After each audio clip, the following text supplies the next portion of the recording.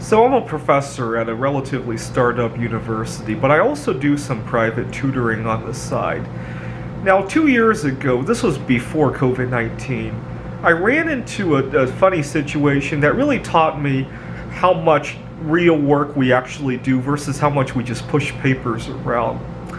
So I had a student who I was tutoring in AP Physics, and I had been working with him almost every week during the spring semester, but he decided to take a month and a half off during the summer, even though I knew he could have used a lot of help. Okay, so he comes back in the fall, and he needs a lot of catching up to do. And keep in mind, school is in session now, and he's many chapters behind, but he has tests that he needs to take, and so he's limping along with his school material that he needs to take his exams on. And I know he's not getting as much out of it as he can, but he needs to pass the test because otherwise his parents are going to be upset. They're not going to let him use the car, blah, blah, blah, right? And it creates a lot of conflict when that happens. And I'm thinking to myself, why didn't you just come during that month and a half?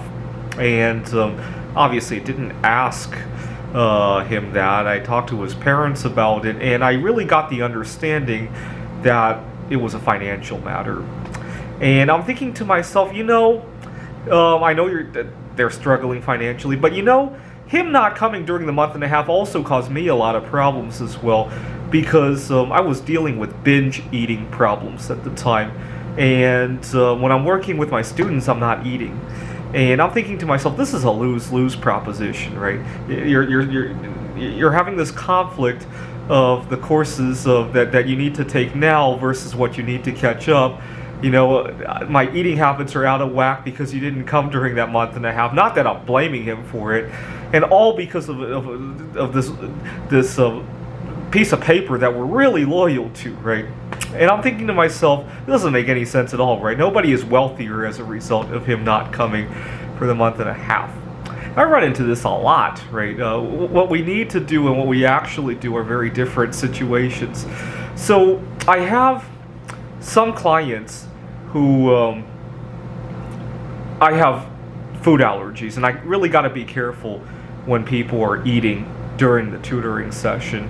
And actually, when I first learned about social distancing, it was really exciting news for me because I react badly to various dusty foods.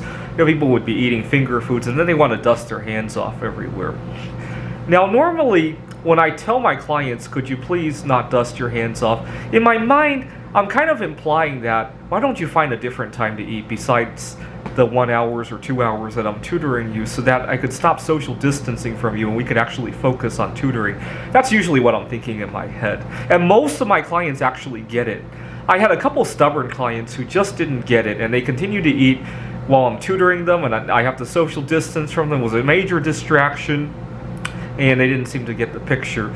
Now, I come to realize the reason they were eating during the tutoring session was that was one of the only times they can get away from their parents. Their parents didn't approve of them eating whatever crap they were eating.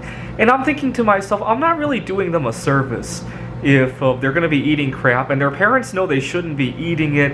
And I kind of felt really badly about it. And unfortunately, it's one of those things that I didn't want to participate in. And I didn't know any good way out of it. And it's really a no-win situation at that point, right? Their tutoring is being distracted. They're eating something against their parents' wishes. Keep in mind, these are 13, 14, 15-year-olds. And it really became a no-win situation.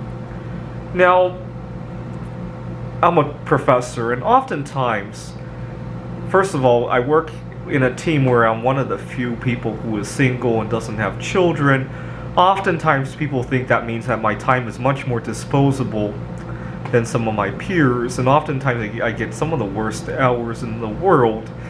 Now, I'm thinking to myself, this doesn't make any sense, because I come to work completely jammed, right? I often can't tell people what I'm doing after work because people will think that, I'm not making good use of my life, right? Just a few weeks ago, I went out to view a lunar eclipse, and I came back to the office exhausted, and I'm not at my peak performance, obviously, right? Certainly, some of my coworkers could fill in for that time while I fill in for when they have childcare emergencies. We would both be happier, right? But I fill in for their childcare emergencies. They don't fill in for my lunar eclipses. And I'm just thinking this is a no-win situation, right? I bet they feel badly about it. And at the same time, my work performance is not at its peak, and nobody's really winning from this situation. All because we want to push a piece of paper around that says that, childcare is the most important thing in the world, right? And it makes me wonder, every time I turn on the news about a solution to the COVID-19 crisis, it revolves around which papers we push, right? Whether it be stimulus, various laws, legal restrictions, and we never really push real solutions, right? Let's see if we can improve our immune system, stop poisoning our bodies, get some exercise, get some good sleep. We never seem to push any of that, right?